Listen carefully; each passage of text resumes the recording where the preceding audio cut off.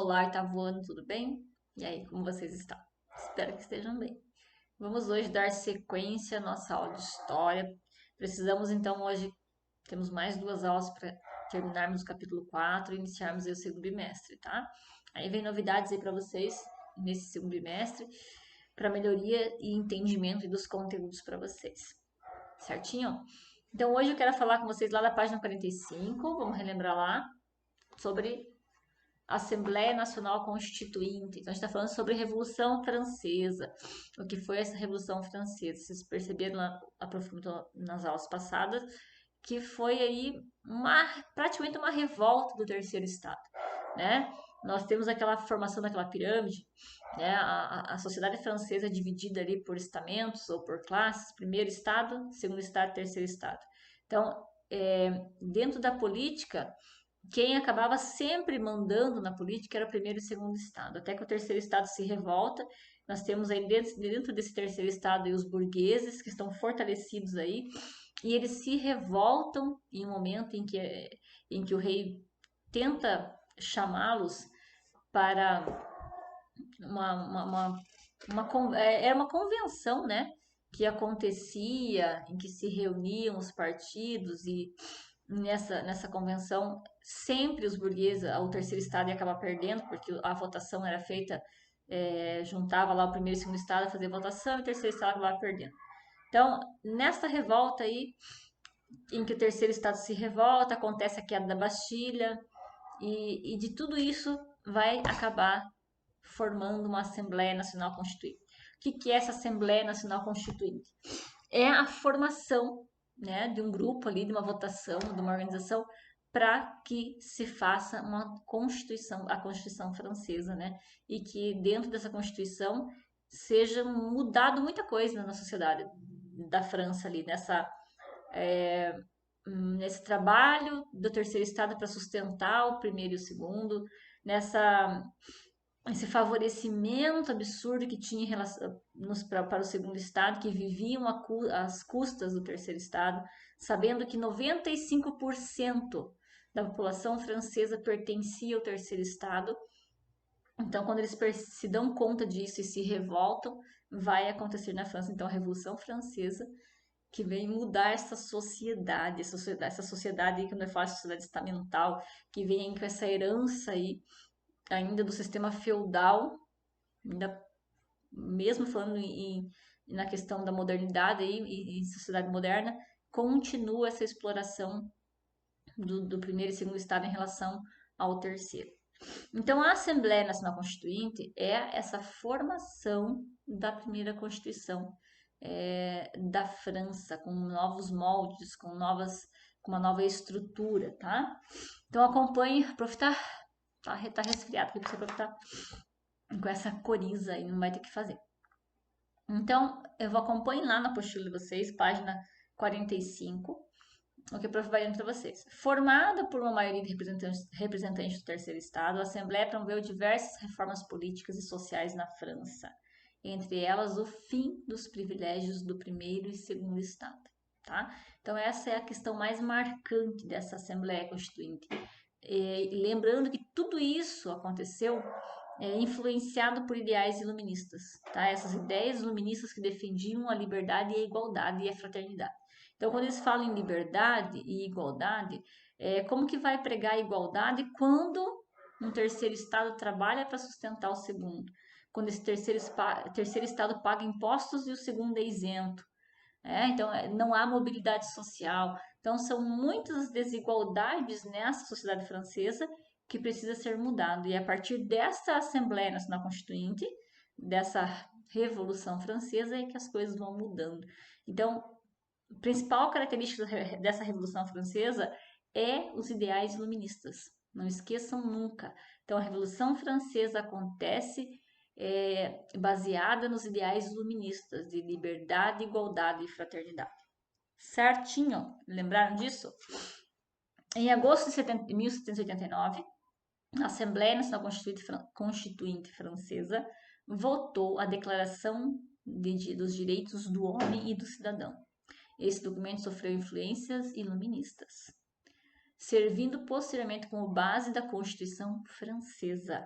além de inspirar a Declaração de Direitos Humanos criada nas Nações Unidas em 1948. Então veja a importância desta Assembleia Nacional Constituinte.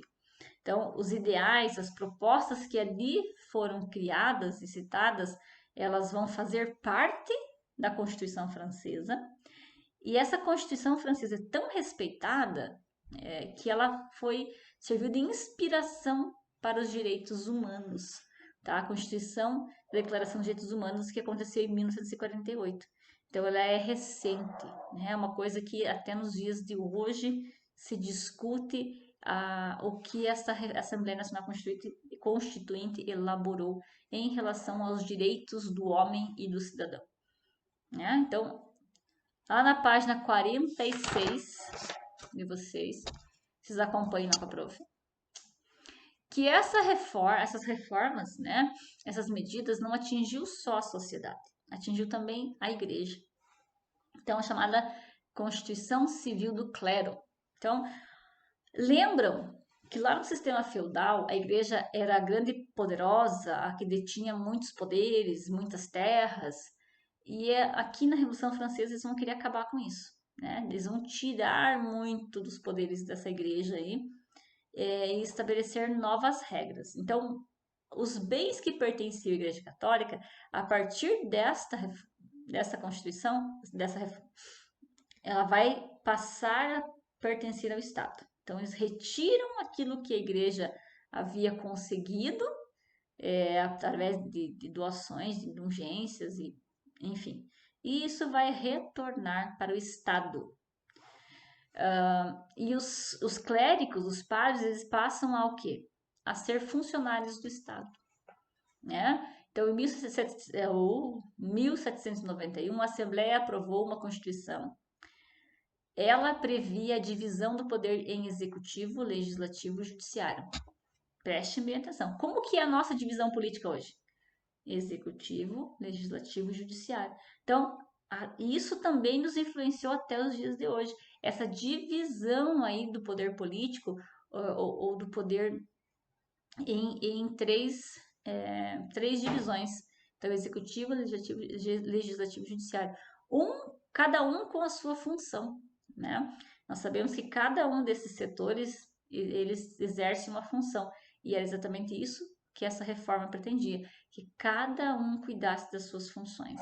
E tirando muito da Igreja Católica, deixando ela só com a função da questão religiosa. A Igreja Católica não tem mais poder sobre decisões políticas, ela precisa cuidar somente da questão religiosa e os padres, os clérigos sofrerão restrições também. Em julho de 1791, o rei e sua família tentaram fugir da França, mas foram descobertos e presos em Venares e enviados de novo a Paris. A fuga do rei fez com que ele perdesse muito do respeito que a população francesa ainda lhe devotava e favoreceu os grupos que defendiam o fim da monarquia. Então, além de tudo isso, né, essas mudanças, eles defendiam o fim da monarquia. O rei se vê acuado ali, se vê pressionado, são muitas mudanças, essa mudança da questão dos poderes. Então agora o poder não fica mais centralizado na mão do rei, vai ter que ser dividido entre legislativo, judiciário e executivo. E isso bagunça tudo e o rei se vê preocupado com o que pode acontecer com ele e com sua família e tenta fugir. Ele vê a situação, as revoltas populares cada vez mais intensas. Então pense que quando eu falo em revolta popular, eu falo em 95% da população revoltada contra 5% do restante. Então, o rei, logicamente, sentiu medo e ele tenta fugir, mas ele é capturado e ele é obrigado a voltar, né, para a França. E diante de todas as decisões e acontecimentos, acabou com o governo absolutista na França, tá? E aí, convertido em monarquia constitucional. E o rei Luís XVI, sem alternativas, jurou fidelidade a essa Constituição e a nova Assembleia. Resumindo tudo isso, uma França absolutista, que favorecia aí, o primeiro e segundo estado, tinha um terceiro estado que era obrigado a trabalhar para sustentar esses dois. Esse terceiro estado se revolta com tudo isso, e como ele é a grande maioria, ele tem maior força, e tudo isso vai desencadear essa, essa reformulação, essa formação da Constituição. Então, essa Assembleia Nacional Constituinte ela é formada por maioria do terceiro Estado, e eles pregam o quê? Fim do governo absolutista, início de um governo dividido em executivo, legislativo e judiciário. Ela impõe limites à Igreja Católica. Ela traz aí direitos do cidadão, do homem e do cidadão, que vem aí reorganizar essa sociedade. Então, reorganizar a França, tá? Tudo isso baseado nos ideais iluministas. Certinho? Nós temos, para nós continuarmos falando sobre isso, os partidos revolucionários. Então, tudo isso não acontece do dia para a noite, não acontece em um bloco só. Nós temos sempre que pensar que política ela acontece com partidos, com ideias, né? São pessoas que vão aderir a algumas ideias. Então, eu sou a favor disso, então eu vou aderir, eu vou pertencer a um grupo de pensadores desta forma. A gente chama isso de partidos. Na política chama-se partidos. Então, são grupos que defendem um ideal. E as pessoas tendem a participar do grupo em que elas acreditam. Então, nós temos essa definição de partido. Quais são os partidos que surgem nesse momento de revolução aí? Nós temos girondinos e jacobinos. São os que a gente vai ouvir falar mais, como se fala em Revolução Francesa, em Formação da Constituinte, sobre girondinos e jacobinos. Lá na página 46 de vocês podem grifar lá sobre o que são os girondinos. Então, representantes da alta burguesia tinham uma postura moderada, procuravam evitar as conquistas populares mais radicais e defendiam a manutenção do regime monárquico constitucional.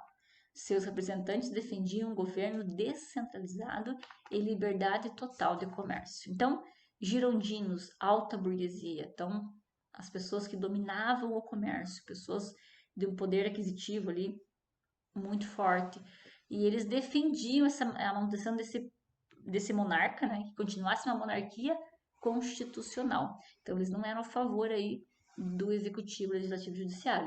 Eles tinham essa ligação aí com a questão do rei, que permanecesse monarquia, mas obedecendo à Constituição. Para eles estava bom assim, era o que eles defendiam.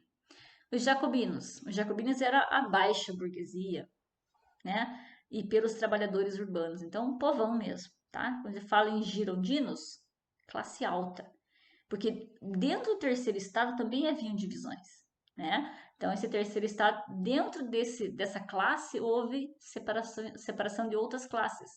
E entre elas ficou a alta burguesia, a baixa burguesia e trabalhadores. Então, a baixa burguesia, ou seja, os comerciantes mais pobres, vamos usar essa expressão para entender, e os trabalhadores, funcionários aí dessa baixa burguesia e também da alta burguesia, eles defendiam e... Perdão, o prof engasgou aqui. Também conhecidos como sans-culottes, tá? Os sans-culottes era o mais povão ainda, tá? Então, quando a gente fala em jacobinos e sans-culottes, a gente fala na classe mais baixa do terceiro estado. Então, os girondinos, a classe mais alta, jacobinos, a classe mais baixa e os sans-culottes também. Tinha uma postura mais radical. Então, quando você fala em jacobinos, você fala em radicais. Eles eram radicais, desejavam transformações mais profundas para a França, como o fim da monarquia e a implantação de uma república. Então, girondinos, permanecer uma monarquia constitucional. Jacobinos e sans-culottes, acabar com essa monarquia e iniciar uma república. Defendia ainda um governo forte e centralizado em Paris e a atuação do Estado no controle da economia. Eles formavam o Partido da Montanha.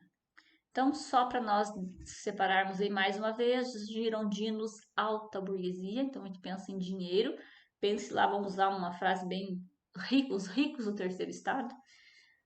Jacobinos, os pobres do terceiro estado, né, baixa burguesia e trabalhadores. Girondinos querem que permaneça a monarquia, jacobinos querem que inicie uma república. Então são os radicais. Sans-culottes pertencem aos jacobinos, tá? São trabalhadores. Eles são conhecidos por sans-culottes porque eles usam calças curtas, conhecida como culottes. Então, chamavam-se a calça, esse tipo de calça usada lá era culotte. Então, por isso são culottes, devido à calça curta que eles usavam, que identificavam eles como pessoas de poder aquisitivo menor ou trabalhadores mesmo, tá? Essa é a curiosidade dos sans-culottes. Havia ainda um terceiro grupo, denominado Partido da Planície, ou Pântano, que mantinha uma posição de centro, que ora apoiava os jacobinos, ora girondinos. Então, é aquele que ficava em cima do muro, sabe o chamado em cima do muro? Então, é o partido de planície. Ele ora de um lado, ora do outro, sempre em cima do muro e não se decidia para onde ia. Tinha interesses nos girondinos e tinha interesses nos jacobinos. Então, a gente sabe que dentro de toda essa coisa bonita da Constituição francesa, da elaboração da Constituição, da Revolução Francesa, existe a parte política, né? Tudo é o interesse político. Né? Temos aí o interesse político dos girondinos, dos jacobinos, e temos aí os da planície que não sabem o que querem, estão no meio ali. Aonde for melhor, onde favorecer mais, eles vão pender. Isso aí. Página 47 de vocês. Você sabe por que existem até hoje, nos dias de hoje, a expressão eu sou de direita, eu sou de esquerda? Já ouviram falar muito sobre isso, né? Você é esquerdista, você é de direita, fulano é de direita. Aonde que surge essa expressão de esquerda e de direita? Lá na França, nesse momento. Nesse momento de revolução e de revolta, é que surge a expressão de direita e de esquerda. Por quê? Os jacobinos, eles sentavam à esquerda na Assembleia Legislativa, enquanto os girondinos, de postura mais moderada, à direita. Por isso que a gente fala que quando a pessoa é contra o governo, ele é de esquerda. Quando ele é a favor do governo, ele é de direita. Porque lá, nesse momento na França, os jacobinos eles eram radicais. Eles queriam acabar com a monarquia e instaurar uma república. Então, eles sentavam à esquerda. Então, eles eram esquerdistas. E já os girondinos eram moderados, né? Por eles permaneciam a monarquia constitucional, é claro, eles sentavam à direita. Então, aí vem a expressão de direita e de esquerda. Utilizar para designar então, esses termos direita e esquerda são utilizados para designar, respectivamente, os partidos capitalistas e socialistas. Então, nos dias de hoje, nós temos a definição aí de capitalista e socialista pela definição direita e esquerda, envolvida na Revolução Francesa. Então, os termos que a gente usa hoje vêm lá da Revolução Francesa. Lembra quando eu falo para vocês que muitas vezes a gente fala sobre política, os adultos aí falam sobre política e não sabem o que estão falando quando não conhecem história? Então as pessoas usam termos como direita, esquerda, comunista, socialista, capitalista e não sabem a raiz disso. Então é por isso que vocês devem prestar atenção nesses conteúdos políticos para que vocês desenvolvam uma criticidade, para que vocês possam falar sobre política com propriedade. E aí vocês sabem hoje, agora vocês sabem por que o termo direita e esquerda. E é onde surgiu. Então, enquanto ocorriam debates entre jacobinos e girondinos, a população francesa mais pobre começou a perceber que as mudanças realizadas, embora tenham conseguido acabar com o absolutismo, não beneficiavam realmente. Então, aquela velha história, né? A classe mais pobre, a classe que trabalha de verdade, são os que mais sofrem e são os menos beneficiados. Será que isso é só na Revolução Francesa? Ou será que isso é muito atual? Acho que é bem atual, né? Ainda continua assim. Apesar de tantas revoltas e revoluções e mudanças políticas e mudanças de pensamento, ainda, de certa forma, nós vivemos desse jeito aqui, né? Dividido ainda em classes, havendo ainda, de certa forma, a exploração das classes, de algumas classes sobre as outras. Então, eles perceberam que, na verdade, com tudo isso, eles estavam ainda sem benefício nenhum. Então, a Constituição Francesa, por exemplo, ao instituir o voto censitário, excluía a grande maioria da população do processo político. Esse povo começou a se organizar em uma série de grupos cujo objetivo era exigir mudanças que também os beneficiassem, né? Nada mais justo. O mais famoso deles foi o grupo de Saint-Clotes, que a gente acabou de falar, formado principalmente por pequenos burgueses e camponeses. Uma das suas principais reivindicações era o sufrágio universal. Então, o que é o sufrágio universal? Voto universal, onde todos pudessem votar, não com restrições, ou por quantidade de terra, ou por bens que possuíam. Não, o voto deve ser universal. E masculino, tá? Aí a mulherada não vota ainda aí, não. Então, eles defendiam o voto universal masculino. A opinião da ala feminina aí, nesse momento, não era importante, não. Por sua postura política radical, os São-Clotes acabaram se aproximando dos jacobinos. O prof já explicou antes, né? Que eles pertenciam, tinham o mesmo ideal político ali, São-Clotes e jacobinos. Nós temos então aí essas imagens da apostila de vocês, que é bem interessante ali, que fala sobre os rebeldes invadiram o Palácio das Tulheiras e prenderam os membros da família real. Os soldados suíços que protegiam a monarquia francesa foram dizimados pela população revoltada. Então, quando a gente fala em Revolução Francesa, essa teoria bonita de liberdade, igualdade, fraternidade, tudo isso que o iluminismo nos traz, não foi pacífica, foi a base de muita violência, de muito sangue mesmo. Esse terceiro estado ele se revolta de uma forma violenta contra o segundo e o primeiro estado. Então, só se consegue essa Revolução Francesa devido à resistência e violência com que o terceiro estado investia contra os outros. Convenção Nacional. Enquanto todos esses acontecimentos tinham lugar na França, outras monarquias europeias começavam a se preocupar que algo semelhante pudesse acontecer também em seus territórios. Afinal, não era apenas na França que havia muitas pessoas descontentes com a desigualdade social, que era característica do antigo regime. Parte da nobreza francesa foi procurar asilo na Áustria e na Prússia. Os revolucionários franceses, no entanto, estavam agora no controle do exército e decretaram guerra aos estados que protegessem nobres extraditados. Os austríacos responderam à declaração de guerra como uma ameaça e, se eles fizessem algo contra a família real francesa, o exército austríaco seria enviado para destruir Paris. Olha o tamanho e a proporção que isso tomou. Então eles tiraram a família real, né? Então ameaçaram a família real. Isso acendeu a luz lá, ó, o alerta de outros países que também eram absolutistas. Nossa, eles pensaram, se isso acontecer lá, vai encorajar aqui também. A população aqui também tem o mesmo formato. A maioria da população vive no terceiro estado, também estão descontentes. Ai, ai, ai. Né? Eles vão pegar o exemplo da Revolução Francesa aí e vai iniciar uma revolução aqui também. Eles começaram a brigar dos nobres que tentavam fugir dessa situação. Mas não era isso que o terceiro estado queria, não. Eles queriam que os nobres ficassem na França e que vivessem agora sob a nova Constituição, sob a nova forma de lei e de governo da França.